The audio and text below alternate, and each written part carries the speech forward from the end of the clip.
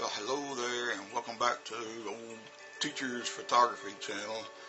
I'm Kenny Boston, and hope you're doing okay. Hope you're taking lots of pictures and everything's good. I know it's hot and sticky and icky outside. Welcome to America, huh? And it's slowed a lot of us down. And don't forget to subscribe to my channel, guys. But I thought today, I watched a video by one of the other YouTubers a few days ago, and it really, they had some good points, and it kind of hit the spot with me also, and kind of talking about the future of APS-C cameras because of something that Canon is rumored to do, and rumored to do it really soon. Supposedly, and this is what got me thinking about this, supposedly Canon is going to come out with an $800 full frame camera. Wow. That is unprecedented. It's not been done yet. The Nikon with the Z5 is $1,200 or so, unless it's on sale. But listen, guys, traditionally, in the camera market, the mentality that the manufacturers wanted to impress upon you and all the other wannabes and know-it-all Facebook and YouTube photographers was an APS-C camera is mid and entry level. No matter how good the pictures are, it's not a professional camera. Well, let me tell you, I've been shooting professionally with APS-C cameras for a while. I've been shooting them my entire photography career. There's nothing wrong with them. I had never needed a full frame camera. I don't shoot in extreme low light enough, and I don't shoot extreme wide angles often enough to just justify having a full frame camera. But here's the deal. A lot of the manufacturers, maybe because of this chip shortage and all that,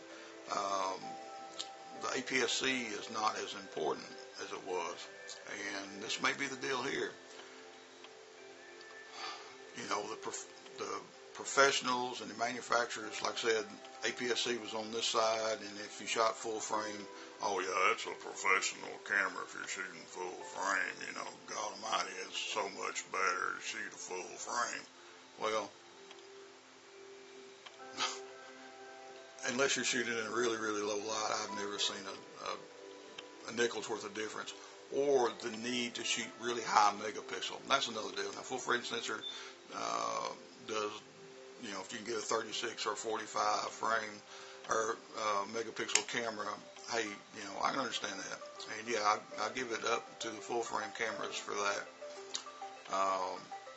But this deal with Canon, talking about an $800 full frame camera, that's groundbreaking. That's a whole paradigm on its own.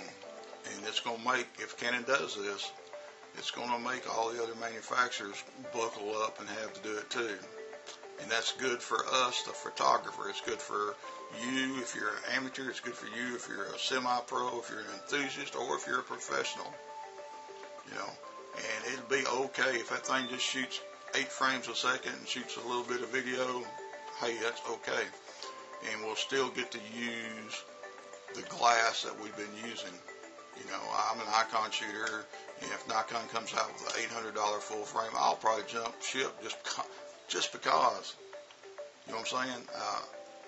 Because now it doesn't matter if you shoot an APS-C camera or the full frame.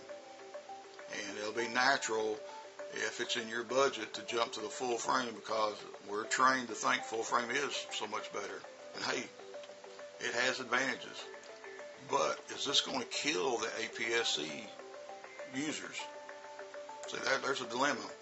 I think ideally for business, if they all made one sensor size, a series of lenses that worked, high dollar and low dollar lenses that will all work on the same camera format, that's actually good business. But it's going to forsake people that like shooting APS-C cameras, because there are some advantages there.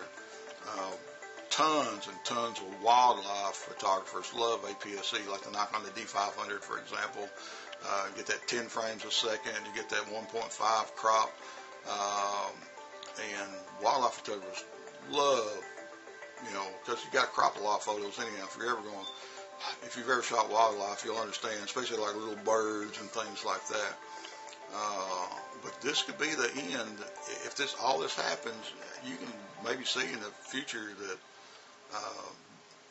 there may not be a need for APS-C cameras, because these new mirrorless full frames and stuff, you can hit a crop setting and you got your crop right there. It might not be exactly like the APS-C, but you get your crop right there. So in effect, if all this comes about, it could end the APS-C as we know it. Now, it may take a little while, but it's going to be interesting to sit back and see what happens. And like I said, it's going to make Sony have to do it, and Nikon. They're all going to have to come out with these budget full-frame cameras, and that cannot do anything but help us, the photographer. So, but really think about that. If you're shooting APS-C right now, even like me, like I said, I got 3 APS-C cameras right here with me, and I use them. That's my professional cameras. I didn't never need a full-frame camera to shoot a portrait.